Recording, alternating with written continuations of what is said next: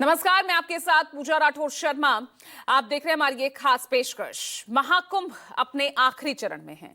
26 फरवरी को आस्था के सबसे बड़े आयोजन का समापन हो जाएगा। अनुमान है कि तब तक करीब 65 करोड़ से ज्यादा श्रद्धालु संगम में डुबकी लगा चुके होंगे। और इस बीच संगम पर सियासत भी जारी है। बिहार और बंगाल में भी सियासी बयानबाजी हो रही है, लेकिन इस आर पार की लड़ाई के केंद्र में है यूपी। सवाल है क्यों? अगले आधे घंटे में हम इस प्रश्न को डिकोड करेंगे और जानने की कोशिश करेंगे कि इन दिनों इन तीन राज्यों की राजनीति कैसे महाकुंभ पर आकर टिक गई है। और सबसे पहले बात करेंगे यूपी की। तो देखिए महाकुंभ पर यूपी में जारी सियासत की पड़ताल करती ये रिपोर्ट।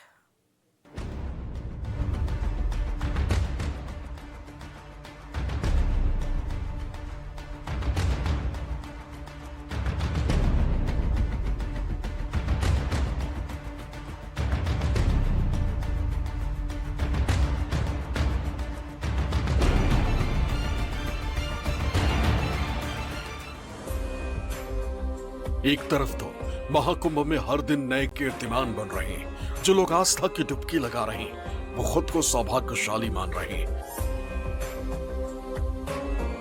और जो लोग किसी कारण अब तक स्नान नहीं कर पाए हैं वो भी त्रिवेणी में डुबकी लगाने की प्लानिंग कर रहे हैं।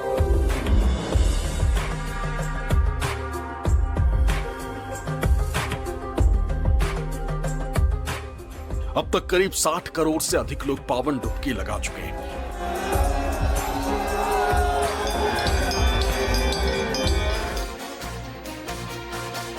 लेकिन विपक्ष लगातार बीजेपी और यूपी के मुख्यमंत्री योगी आदित्यनाथ के सरकार को निशाने पर ले रही। इसमें सबसे पहला नाम अखिलेश यादव का है। इस बीजेपी के लोगों ने मेरे जाने के बाद उस मंदिर को धुलवाया था गंगा जल से, मुख्यमंत्री आवास को गंगा जल से धुलवाया था, एक बार मैनपुरी में भी इसी तरीके से धुलवाने का काम किया था। बीजेपी वाले बताएं, मैं तो गंगा में नहा लिया और गंगा किससे धोगे तुम? हमने तो गंगा पानी में स्नान ले लिया, अब बताओ गंगा को कहां से धोगे आप? संगम पर सियासत जारी। विपक्ष लगातार महाकुंभ के बहाने बीजेपी पर हमलावर है। समाजवादी पार्टी से लेकर आरजेडी, टीएमसी, कांग्रेस और दूसरी विपक्षी पार्टियां इस बहाने अपने अपने वोट बैंक को साधने में जुटी। महाकुंभ का आयोजन यूपी में हो रहा है और राज्य की योगी आदित्यनाथ सरकार इसे अपने सबसे बड़े शो पीस के रूप में बता रही है। इस कारण महाकुंभ पर महासियासत का केंद्र भी यूपी ही बना हुआ है। लेकिन समाजवादी पार्टी को इसी बात से ऐतराज है। ये बीजेपी के लोग तो ऐसा प्रचार कर रहे हैं कि कुंभ पहले होता ही नहीं था, कुंभ का आयोजन बीजेपी ही करा रही है। ये प्रचार करने की कोशिश की और अपने आप को ठप्पा लगवाने की कोशिश की। लेकिन सच्चाई ये जो डॉक्यूमेंटेड हिस्ट्री कहती है वो ये कहती है कि सम्राट हर्षवर्धन ने कुंभ लगाने की परंपरा शुरू की थी। जब सम्राट हर्षवर्धन कुंभ लगाते थे तो तमाम समुदाय के लोग, तमाम धर्म के लोगों को बुला करके वहां पर दान या उनसे मिलने का या आध्यात्मिक कार्यक्रम होते थे। स्नान करना, दान करना। बीजेपी से क्या उम्मीद करोगे कुछ दान करेंगे? ये दान नहीं करेंगे, ये आपसे सब कुछ छीन लेंगे। विपक्ष के आरोपों के बावजूद बीजेपी इसे भारत की आस्था और सनातन धर्म का सम्मान बता रही। बीजेपी का आरोप है कि विपक्षी पार्टियां सनातन विरोधी हैं, इसलिए वो महाकुंभ जैसे आयोजन पर निशाना साध रही। विपक्ष के निशाने पर खासकर योगी आदित्यनाथ हैं, इसलिए योगी आदित्यनाथ ही विपक्ष के आरोपों का खुलकर जवाब दे रहे हैं। उनका आरोप है कि जो लोग महाकुंभ में अव्यवस्था और गंदगी का आरोप लगा रहे हैं वो खुद चुपचाप डुबकी लगा कर आ गए। जो स्वयं कुछ कर नहीं सकते थे, जिन लोगों ने अपने समय में इस पूरे आयोजन को अव्यवस्था और भ्रष्टाचार का शिकार बनाया था, आज वे महाकुंभ पर इस प्रकार की टिप्पणी करके भारत की भावनाओं के साथ ही खिलवाड़ करने का काम कर रहे हैं।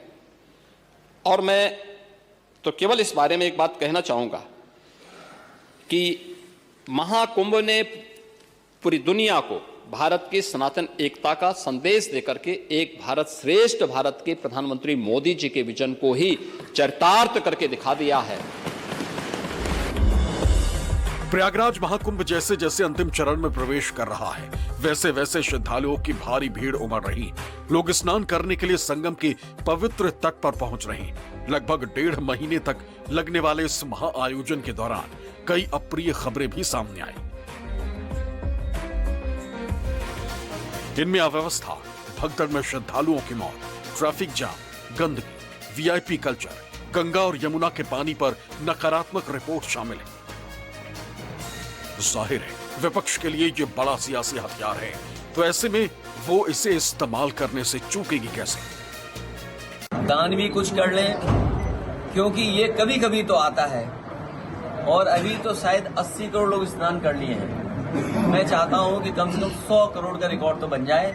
इसलिए मेरा आपके माध्यम से सरकार से अपील है कि महाकुंभ का कार्यक्रम तब तक चलाएं जब तक भारत के 100 करोड़ लोग या देश के 100 करोड़ लोग स्नान न कर लें। तो उन्होंने देखिए पहले मुख्यमंत्री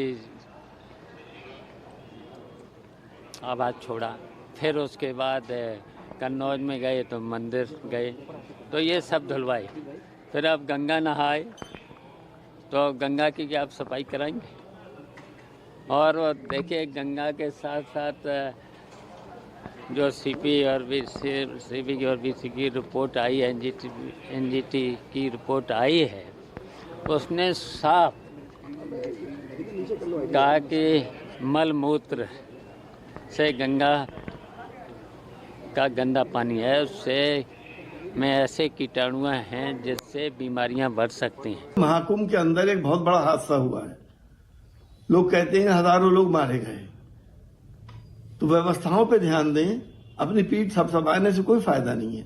महाकुंभ एक बहुत बड़ा आयोजन है और इसमें करोड़ों लोग वहां पे पहुंचे हैं, लेकिन क्या वाकई इतने लोग पहुंचे हैं, ये एक प्रश्न चिन्ह है। और उन लोगों के लिए व्यवस्थाएं क्या हुई हैं वो भी एक प्रश्न चिन्ह है। स्टेशनों पे, चाहे दिल्ली का स्टेशन हो, और वहां पे भगदड़ क्यों मची, ये सब बातें दर्शाती हैं कि इसका मैनेजमेंट जो है वो अच्छी तरह से नहीं किया जा रहा। लोग अपनी तारीफ कराने में ज्यादा लगे हुए हैं बनिस्बत उसके मैनेजमेंट देखने। सोमवार को महाकुंभ का 43वां दिन है। मेला खत्म होने में अभी 2 दिन और बचे। सोमवार दोपहर 2 बजे तक करीब 91 लाख से ज्यादा लोगों ने स्नान किया।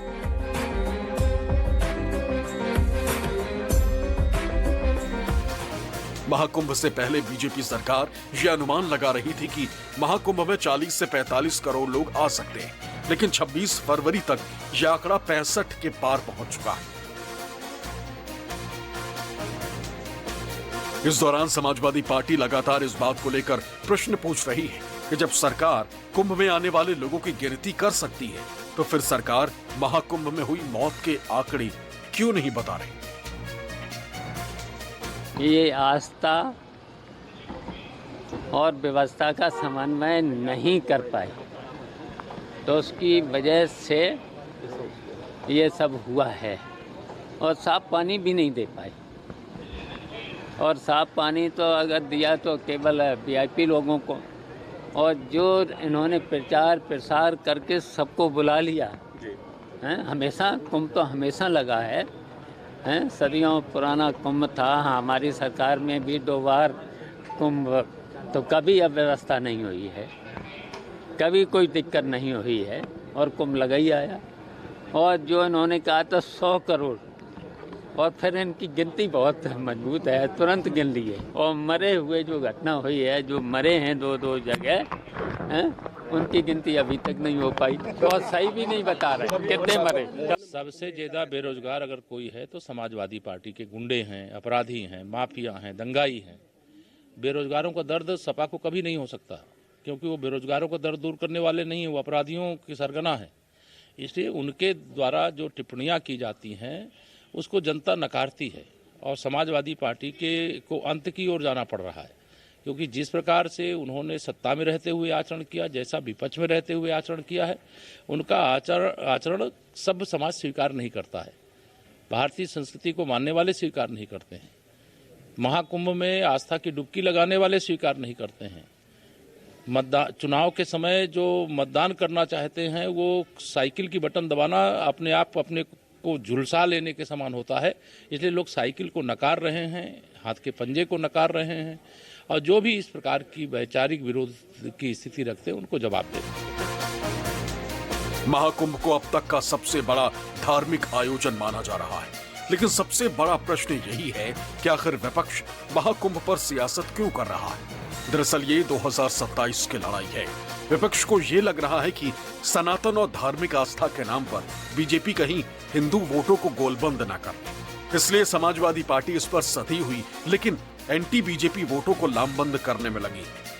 कांग्रेस भी बहुत तेजी से अपनी छवि एंटी हिंदू बनाने पर तुली हुई दिख रही ताकि अपने पुराने कोर वोटर्स मुस्लिम समुदाय को लुभा सके। लेकिन यूपी में महाकुंभ को लेकर समाजवादी पार्टी जिस तरह की राजनीति कर रही है उसके गहरे राजनीतिक मायने।